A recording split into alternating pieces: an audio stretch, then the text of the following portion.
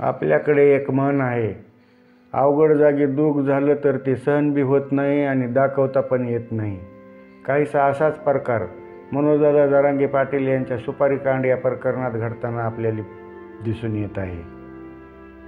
नमस्कार, मी केशव मुंडे आणि आपण पाहत आहात वेगवान मराठी न्यूज नेटवर्क. जरांगे पाटील यांच्या सुपारीकांडाचे सत्य काय, कोण खरं बोलतंय आणि कोण खोटं, यामध्ये आपल्याला सध्या तरी अजिबात पडायचे नाही.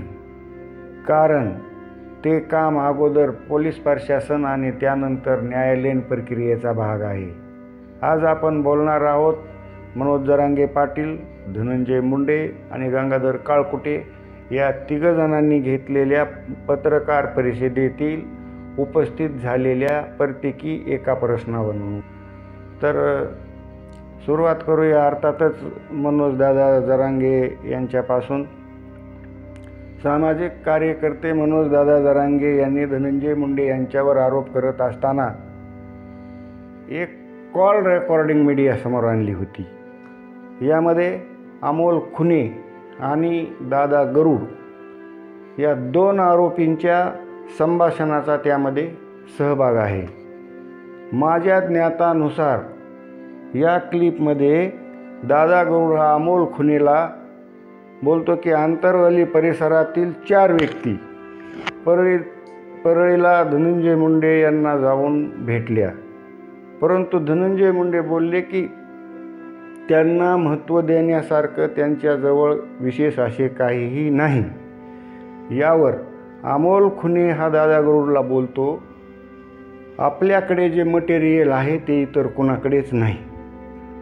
मग ते मटेरियल नेमकं काय आहे, अशी कोणती गोष्ट अमोल खुनेकडे आहे की ती प्राप्त करण्यासाठी धनंजय मुंडे यांना तब्बल 2.5 कोटी रुपये मोजण्याची तयारी दाखवावी लागत आहे किंवा ती खरेदी करण्यासाठी त्यांना ते 2.5 कोटी रुपये द्यावे लागत आहे.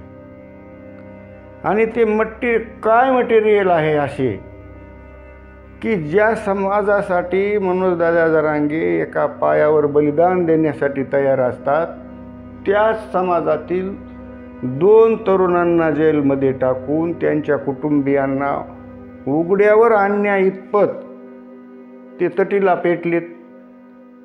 हा या ठिकाणी प्रश्न उपस्थित होत आहे. हा झाला मनोजदादा जरांगे यांच्या पत्रकार परिषदेतील प्रश्न. आता येऊयात, आता पुढे जाऊ धनंजय मुंडे यांच्या पत्रकार परिषदेवर.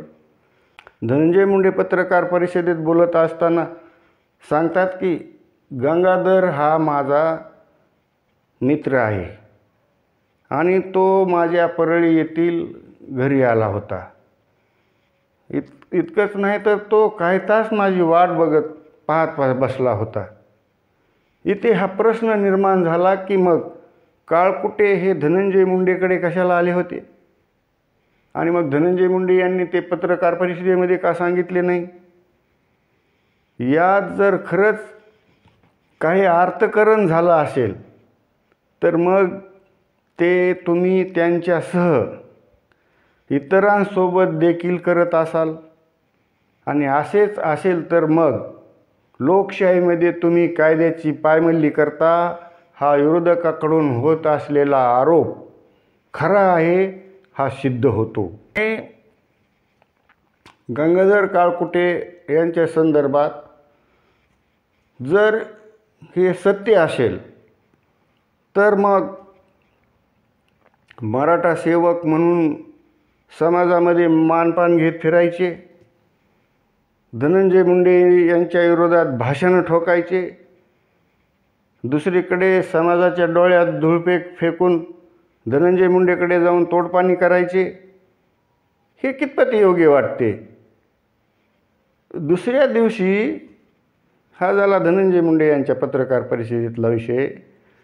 यानंतर दुसऱ्या दिवशी गंगाधर काळकुटे यांनी पत्रकार परिषद घेतली आणि यामध्ये त्यांनी त्यांची बाजू मांडायच्या आणि मनोज जरांगे यांच्याशी ते किती एकनिष्ठ आहेत आणि किती पाक पवित्र आहेत हे सांगण्याच्या दाखविण्याच्या नादामध्ये त्यांनी स्वतःचेच वस्त्रहरण स्वतःच करून घेतले आणि एक नाही तर अनेक प्रश्नांना जन्मास घातले. एकमेकांच्या ईर्षेला पेटलेल्या या तिघांच्या भानगडीत अमोल खुने याच्या पत्नीच्या आणि आईच्या भूमिकेमुळे या प्रकरणातील गुंता आणखी वाढत जात आहे किंवा वाढला आहे.